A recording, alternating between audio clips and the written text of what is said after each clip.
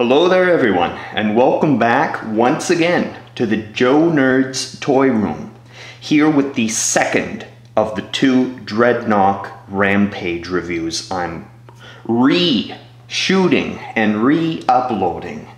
Again, if you're watching this one first, I'll explain quickly. I really wasn't happy with my first version of this review. If you happen to catch it, if you're seeing this for the very first time, good, I'm happy about that. But if you were loyal to me and watched the, I should say that, if you were a good, anyway, bottom line, if you watched the previous review, I apologize to you all, but you will enjoy watching this review. This new one will be much, much better. So even if you watched that previous one, it's still worth watching this one, guys. So what we are looking at here is the Dreadnok Stun from the 2004 G.I. Joe Collectors Convention. It was a really big set. I only have two figures, I should say 3 figures, plus this Dreadnok Stun. But there were 2 more vehicles at least. Yeah, I believe there were 2 more vehicles and a mess of other figures in the set. But anyway, let's look at the Stun here first of all. It has a really, first of all, let's point out the obvious. It has a really wacky, really bright, really weird color scheme. But it doesn't bother me. I really like it. But one nice benefit of it being in this bright color scheme as opposed to the vintage toy. The vintage toy, for those who aren't familiar, came out in 1986 as part of the main G.I. Joe line. And you may remember this vehicle slightly, maybe if you're not as familiar with the Joe line, but originally it was everything you see that is purple, the main body, was black. Everything you see here, the hatch here, the side cannons and the flags were all red. And the wheel covers here were red. The wheel covers were different though. The wheel covers, as opposed to having this really cool Dreadnok insignia, the flaming skull with the knife running through it, originally in 1986, this wheel cover had a really large Cobra insignia on it. That is the only difference mold-wise that separates the vintage from this one. So, kind of lost my train of thought. Right, got it. So, the nice thing about it being in this bright color though, as opposed to black, is that we can see now all of the nice detail in this baby. So what I'm going to do is I'm going to remove Buzzer here, so I can freely move this baby around and show you guys this. He has a lot. I mean, this vehicle is very loaded with Easter eggs. It really makes me think that Ron Rudat must have had a real big hand in the creation of this thing, because I remember being in a Q&A session last year at the Canadian G.I. Joe convention. Ron Rudat was a guest, and I had the opportunity, as did everybody else there, to sit in a Q&A session with Ron Rudat. For those who don't know, Ron Rudat was the lead designer of the G.I. Joe line right from the very beginning up until 1987. And he was talking to us about, in creating some of these vehicles, a lot of times what the model makers would do is really take all of these existing model kits and just kind of mishmash and make all kinds of different stuff, like put pieces here and there. So like I was saying, there's a lot of hidden Easter eggs in this baby. So first of all, let's look at right here, right next to the driver's seat here. Right here, you can tell that we have the half of a car engine block really looks like that. And then on this side, it looks like we have the battery of a truck or another car. Here, behind the driver's seat, it looks like we have some exhaust pipes, some car exhaust pipes, and this is really, really getting wacky now. Is right back here, right here where my thumb is pointing to, we have the little parachute, the little folded up parachute from the back of a model car, a model funny car, or like a dragster. So that's like the parachute pack on the back of that. That's really weird stuff to be throwing all over the place. This is this is one of the biggest things I wanted to point out. Right here on the side cannon, we could see the half of a car's transmission right here where my thumb is, right here.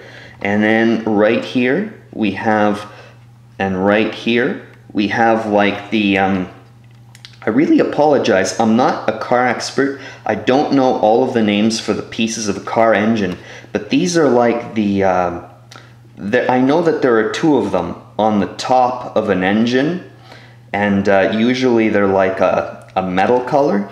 I really apologize that I don't know the name of that, guys. It would have been much better, but anybody who's watching this who's familiar with the anatomy of cars, you know, they'll recognize it, I'm sure. So now what I think I'll do too is I'll show off the feature of the stun. For those of you who aren't as familiar with the toy line, who are seeing this vehicle for the very first time, what it was, the stun's major feature here, was that it could break off its attack. It could split its attack in two directions at once. So the front here could actually split. So you got it like that. And then this one side is always a little tougher than the other. Come on, baby.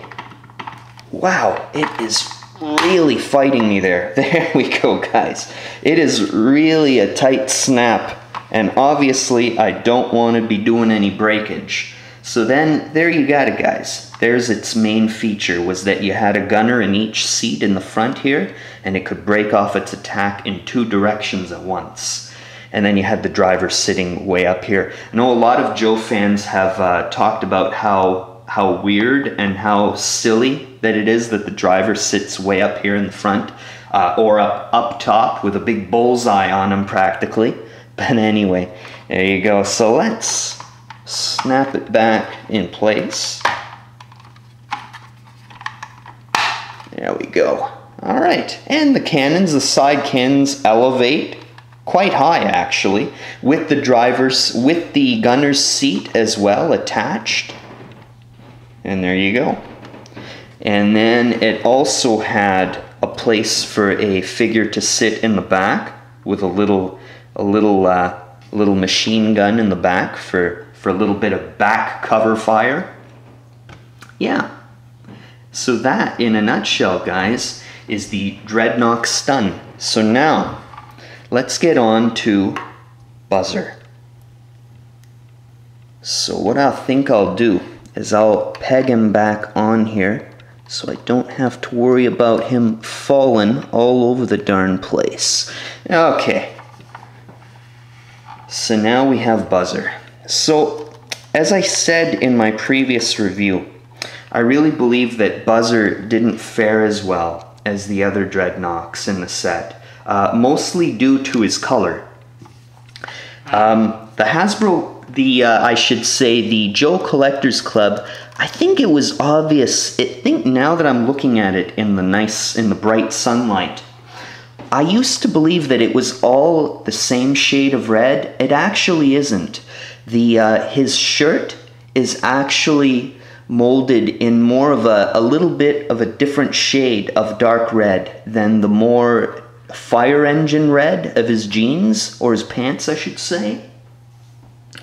So I guess what had happened is that the club intended them to be two very distinct shades of red, but in the end it didn't work out that well, I guess, because the plastic, the shade of red from the shirt and the shade of red from the pants ended up being a little too similar.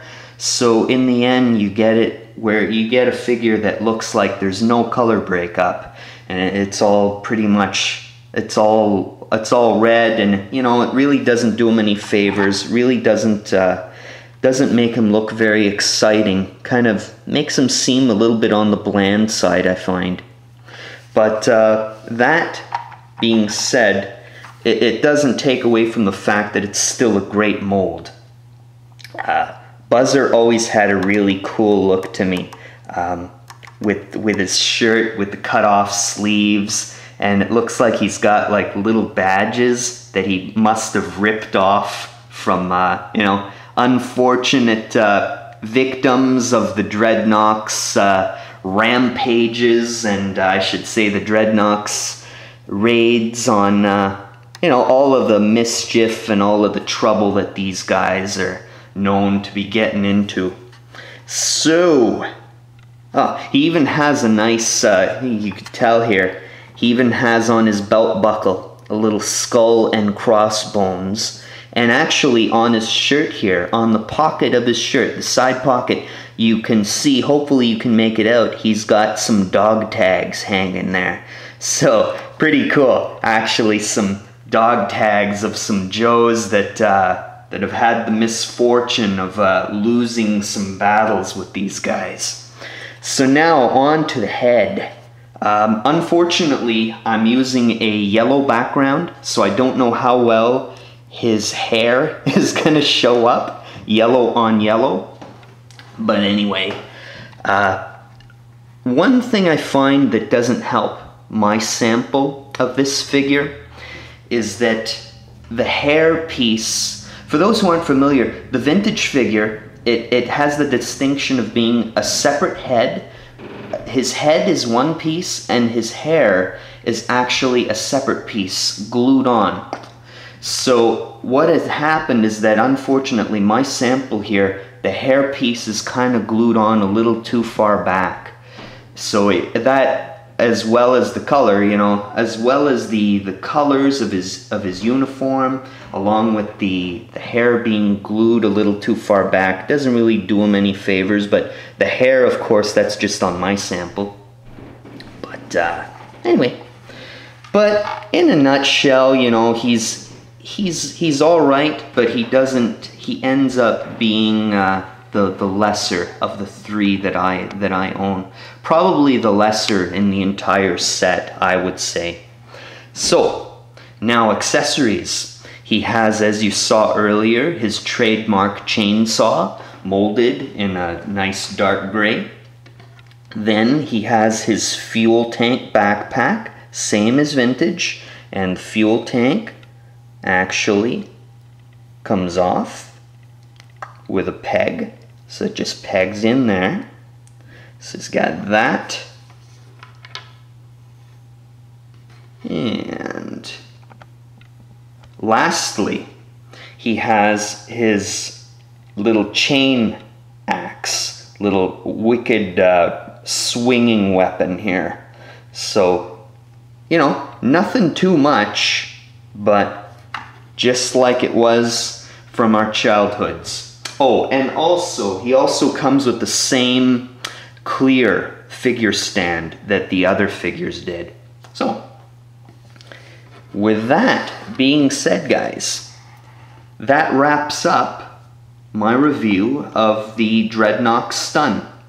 So, hope you all enjoyed watching this review, guys, and thanks for watching it again. Thanks for watching this review, even if you watched the first review of this thing. I really appreciate you doing that. So, I will be back very, very soon, guys, with some new G.I. Joe figures and probably some vehicles to review in the very, very near future. So take care of yourselves, guys, and I'll talk to you all later. Bye for now.